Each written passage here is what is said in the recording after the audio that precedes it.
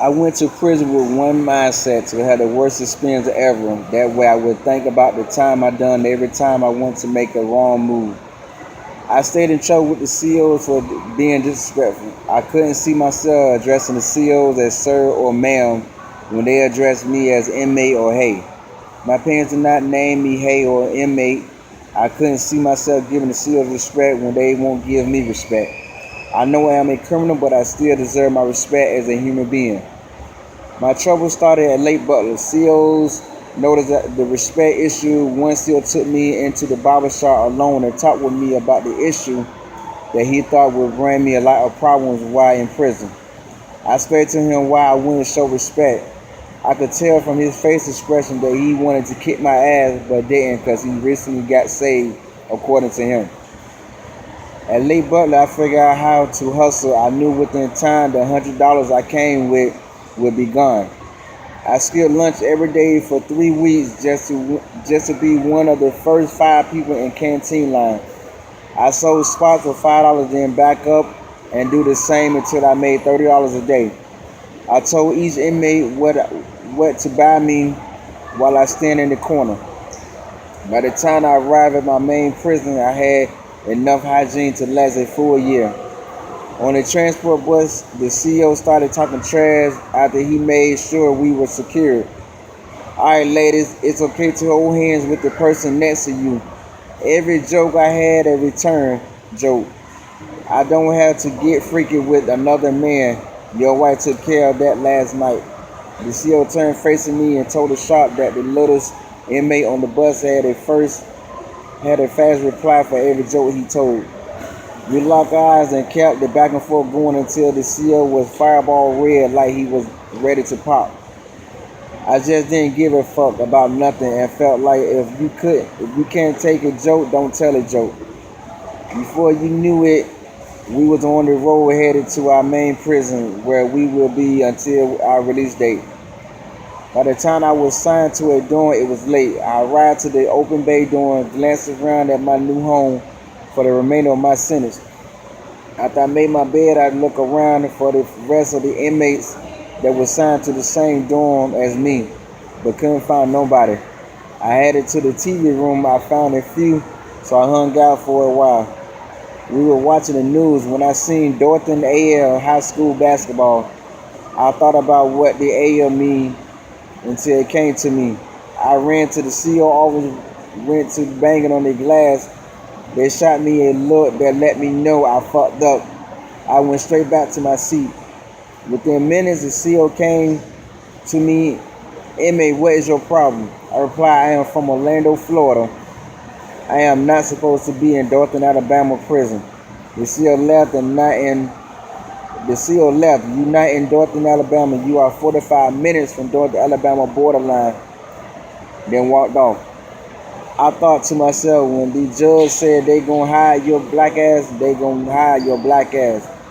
I think I was in the dorm 2 weeks. A CO caught me coming out of the camp day room. Let's go take a look in your locker. I did not think nothing of it. I don't have nothing stolen in my locker. Once I unlocked my locker, I noticed other inmates looking at me crazy, but I wasn't worried. Do you have receipt for all these honey buns? I replied, no, I did not understand what the issue was. I told him no. He replied, no what? Then I was really looking confused because I did not know the correct answer. No, I don't have a receipt for the honey buns, but have property slip for everything else. The CO replied, turn around and put your hands behind your back. I did what I was told to do. He put the cuffs on me. I asked what I did wrong. The CO said two things. One, disrespect to our officer, and two, you don't have receipt for your property. I don't know if you stole it from another inmate or not. I forget the proper term, but I was lost and confused at the same time. Then I found myself sitting temporary solitary holding cell. 4 days later, a CO came in and served me 3 DNRs. Canteen, disrespect to officer, and disruptive conduct. Someone was about to get gas. I tried to calm them down until I seen he felt how I felt. After I was done doing my 90 days in the box, I returned to the compound. When I got my property back, all my ice honey buns was gone because I couldn't prove I didn't steal them. A little before count time, my roommate came into the cell. I am in two-man cell now, and no more open bay door. Now my door closed at lock at night until breakfast time. He wanted to talk, so we talked. He asked me how much time I had. I told him 2 years. He left like that, won't nothing. Then showed me his game time paper. You see this? He kept saying I was looking at the paper but didn't know what he was pointing out until he put his thumb on it. His release date said 99999999. That means he ain't gonna never get out. Now I am lost for words cause I didn't think they missed the doings like this. After that sink in, he went hard with that being said, I don't want to hear you crying about shit. You got kids? I said yeah. I don't want to hear you bitch about you miss them. When you get to stressing, read Psalm 31. That will help you pull through until your release date. Whatever trouble you get into around this camp, don't bring that shit into our house. We had a long talk, then that was that. I didn't have a job for a minute. That spare time I had to spend on the rec yard until lunchtime every day. While walking the track every day, I walked past a lot of cats I came to the camp with. They pointed out me as a dude that was about to get fucked up for talking trash to the CO. We shared a few laughs about that. Then I speed walk off, lost in my thoughts. To everyone else, I was crazy, but I was focused on how I am going to bounce back upon getting released from prison. I would entertain the nonsense for a minute, then I take off, lost in my thoughts. I was lost in my thoughts so bad everyone from Orange County had to block my entrance, where all I could do was follow them to where Orlando inmate link up at. One day we was having a convo about the holes everyone, including me, was sharing where their bad holes was at around Orlando. I entertained the convo for a while, then I snapped, bro. We talking about where the holes at around our city, but they're not worried about where we at. They not putting money on none of our books, no money on their phone, no mail or flicks they send in none of us. So why the fuck we worried about them? Then I walk off. I think I got a good 30 days on the compound. Then the CO was calling me, hey. I kept on walking because my name not Hey. The CO ended up right in front of me. We had a back and forth. You didn't hear me calling you? I replied no because my name not Hey. He took me back to the box. I got in front of DR board. She was asking me questions. I answered with yeah. The CO necessarily said yeah. What? I looked at him with the same crazy look. Y'all not going to break me. I don't say ma'am to my mom. What make you think I would say ma'am or sir to y'all? They asked me to step into the hall for about 5 minutes. Then they called me back into the office. Inmate, we ready. Based on officer statement, you are guilty another 60 days in the box. I love being in the box because I can lay in the bed 24/7, read Christian books, and all 3 meals are brought to my cell. This time I was in the box with a 20-year-old, and I was 27. You already know my mindset. There's nothing we can talk about because of our age difference. I don't know how, but every convo somehow turned into him telling me about how many inmates he seen get raped at his last count. I don't know if he thought I was gay or what. I let him know I am not gay and don't want to hear about inmates getting raped. Talk about something that keep that shit to yourself. That killed that for a convo. He started talking to me about his plans once he get out. I told him that is a good plan, but you will need co-signer for the apartment or bad credit or build your credit up. That statement alone turned into a back and forth. Somehow he felt like I was talking down on his plans when I wasn't. My time was up in the box. I made it back to another open bay dorm. I was happy because there was no more locked doors. Christmas Eve, the CO did his count while sitting up on my bunk waiting to hear a count was clear. I know the CO was looking in my direction on my side of the door. When count cleared, the same CO came to my bunk and cuffed me. I asked what I did. Now he replied, when I was doing count, you did not say sir after saying your DC number. I couldn't do nothing but laugh. After 60 days in the box for bullshit, another 60 days in the box for bullshit. Based on the officer's statement, you are guilty. Now I have older coon for a roommate. We started off cool over time. That faded away. One morning we had words about him talking loud over the event. That's how we talked from cell to cell. I asked him to lower his tone while I sleep. He turned around, fuck nigga, I will make you my bitch. I jumped up, you will do what? I am not gay. Now he turning around like we about to square off.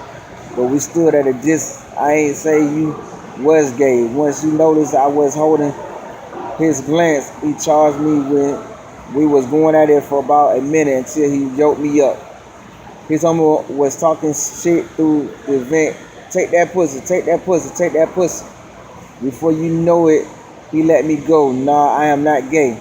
I wanted to see if he had heart. I stood in the corner getting my wind up for round two. By the time I got my wind back, he was talking. I asked him for a fade because I felt tried. He replied, I told you I was playing, but if you want to fight for real, I will fuck you up. Look how tall I am over you.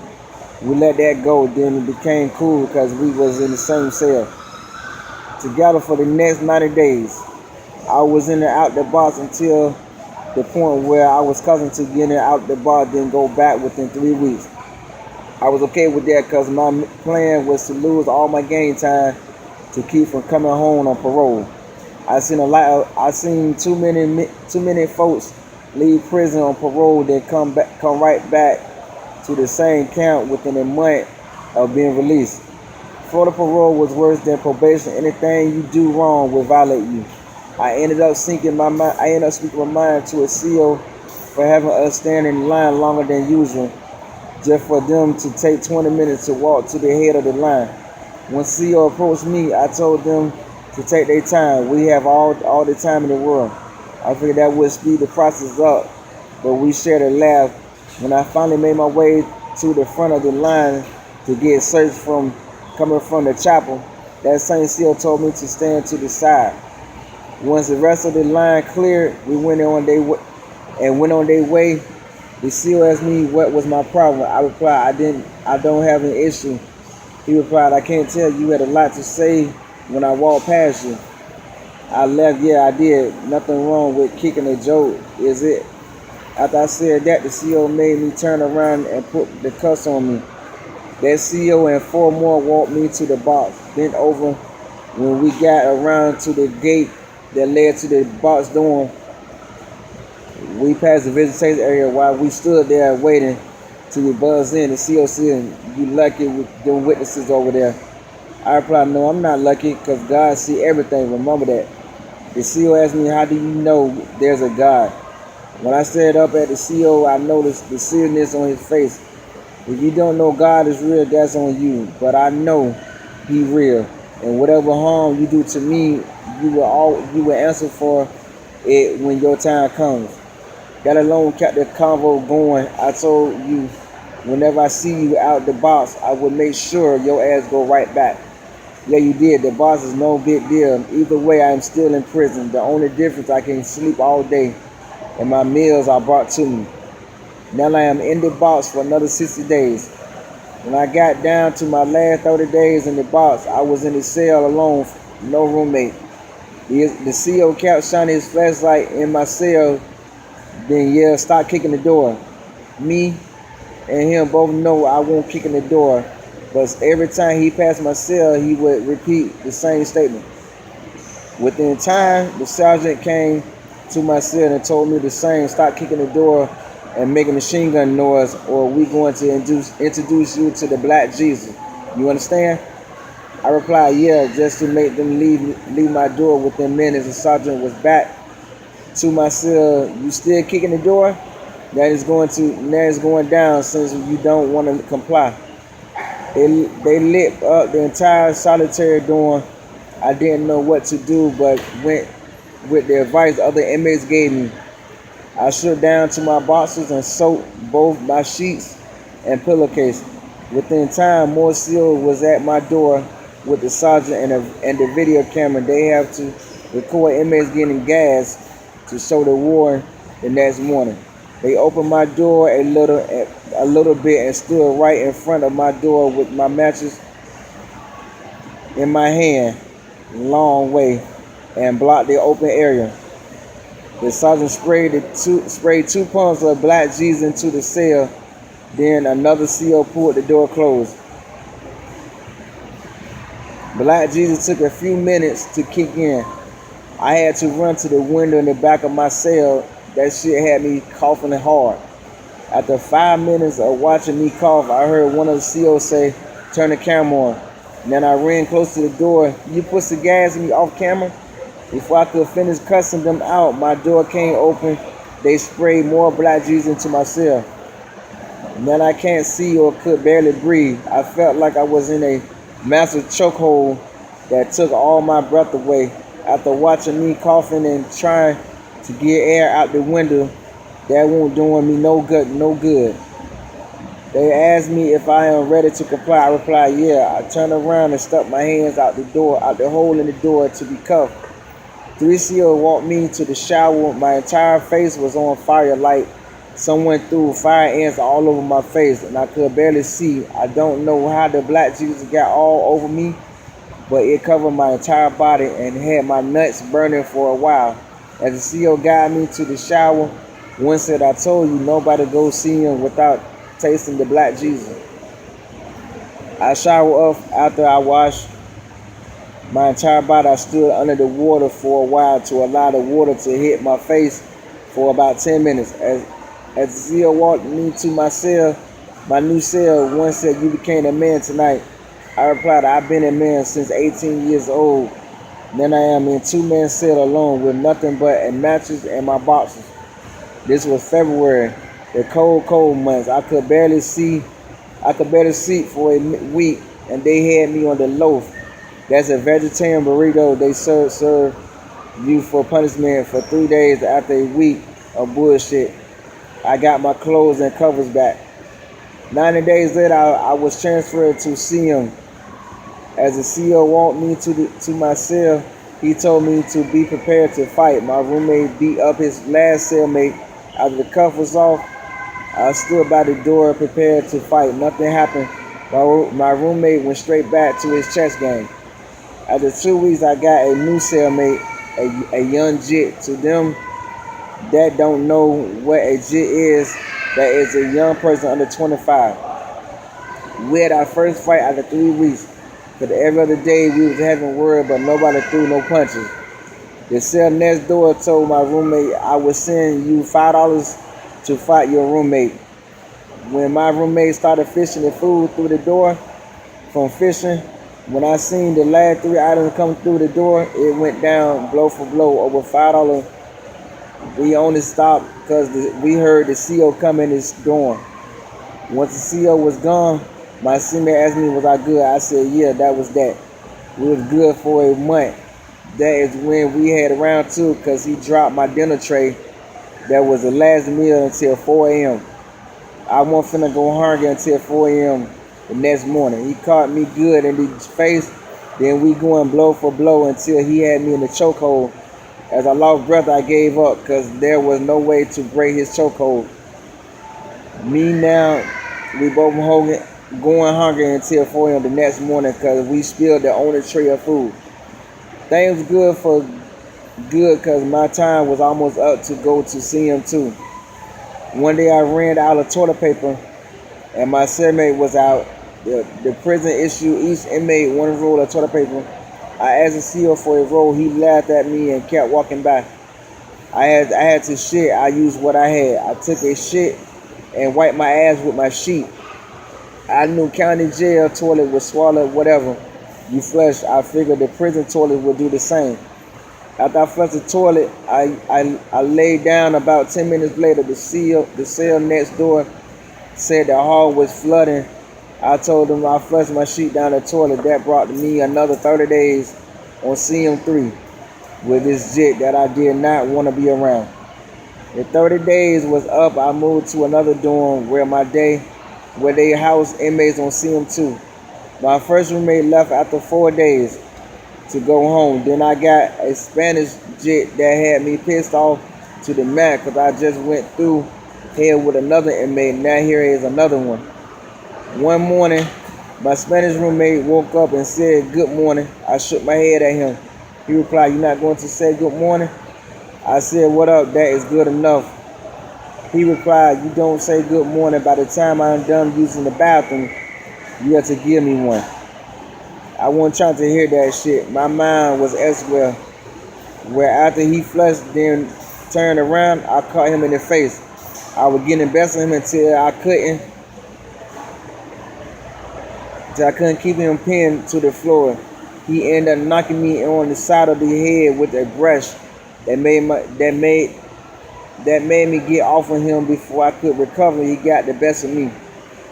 He stopped once he was out of breath. I got up off the floor and went straight to the mirror to see how bad I was bleeding. By the time I got the side of my head to stop bleeding, the blows from his wooden brush, he was relaxing on his bunk.